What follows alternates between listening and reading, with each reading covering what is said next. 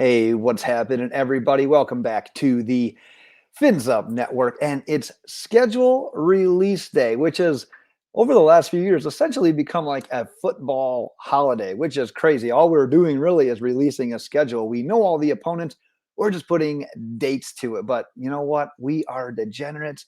We eat this up. NFL is the spinning wheel of content, they dominate the calendar year every single year. So here we are. We're talking Miami Dolphins 2022 schedule. So your homework assignment, we're all going to be doing our way too damn early predictions. Now that we know the schedule, let's drop your win-loss records in those comments below. But Dolphins fans, I'm going to put the schedule on the scroll there. But the top things that I look for when the schedule is released each year, three things. Number one, primetime games. Honestly, I'm not even a huge fan of primetime games because I am the traditional. It's Sunday, it's the early slate of games. I am so jacked up by the time that time hits. I want Dolphins football. So the idea of a primetime game, waiting for it to happen, just kind of doesn't sit well with me. But you know what? There is another energy level to those games. So I do like to search those out. Number two, cold weather games. I don't need to tell you this. The Miami Dolphins historically struggle with cold weather games. So I like to see we know we're going to get at least one road AFC East opponent. Is there anyone else going to get thrown in the mix? Like last year when they had to go to Tennessee and the weather was a huge factor in that game. Always pay attention to those weather games. And number three, I just told you about it, the way too early predictions. But I also like to look at the favorable and the unfavorable stretches of the Dolphins schedule. So that's what I'm looking for here. That's what we're going to break down right here.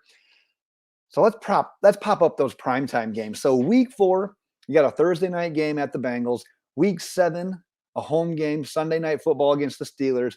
And week 16, one of 3 Christmas games against the Packers. And that week 4 game against the Bengals, going to be super intriguing, and you know exactly why. It's the Burrow versus Tua matchup. And this matchup already could have happened once.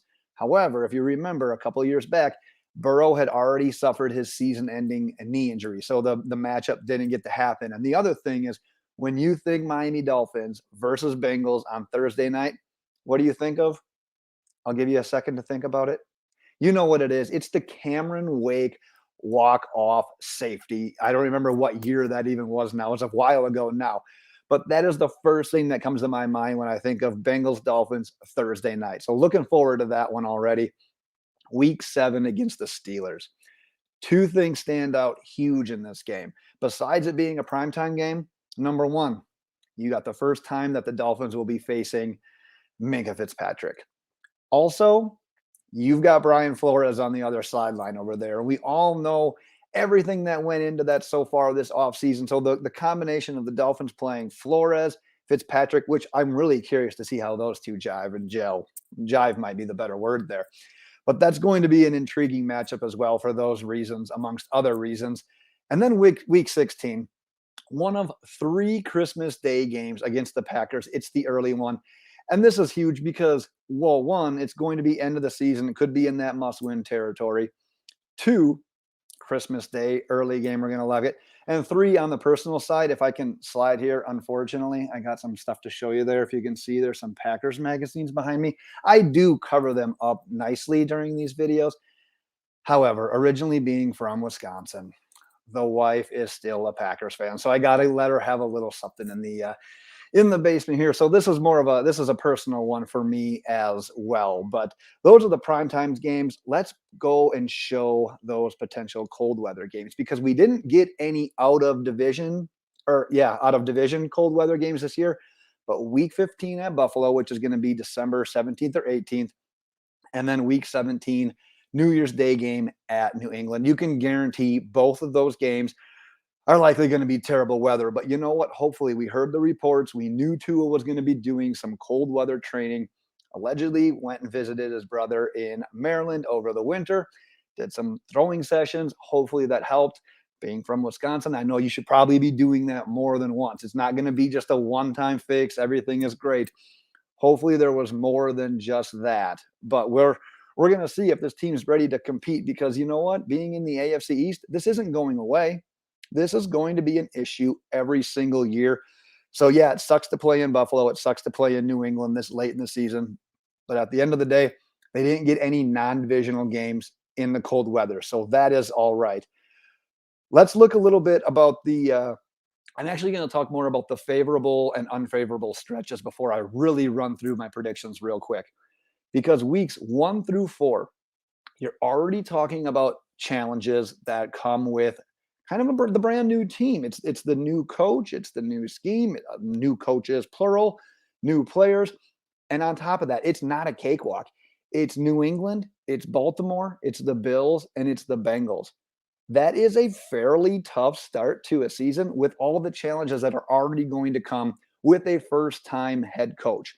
The nice thing, weeks 5 through 12 feature the Jets, the Vikings, the Steelers, the Lions, Bears, Browns, a bye week, and the Texans.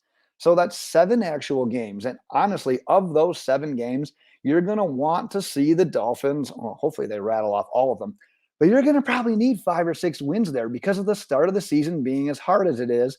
And then what we're going to say about these final games here, because of those next 4 weeks, you're on a West Coast trip. You're at San Francisco.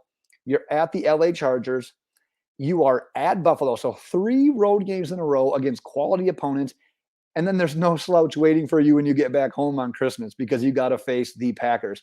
So you kind of, it's a run of different quality opponents, at least what we're projected to be of quality opponents. It's tough, it's easier, and then it's back tough. So you're gonna have to rattle off through a few of those wins in those tough games if you're going to want to be in the playoff mix when it's all said and done. I am going to rattle through my wins and losses very, very quick, limited commentary here. 1, because it's May. 2, I'm going to have plenty of more in-depth previewing of the season episodes throughout the year. So with that being said, I have the quick schedule on my phone. So like I said, limited commentary. Going to do some wins and losses. And like I said, I want to hear your record there in the comments below.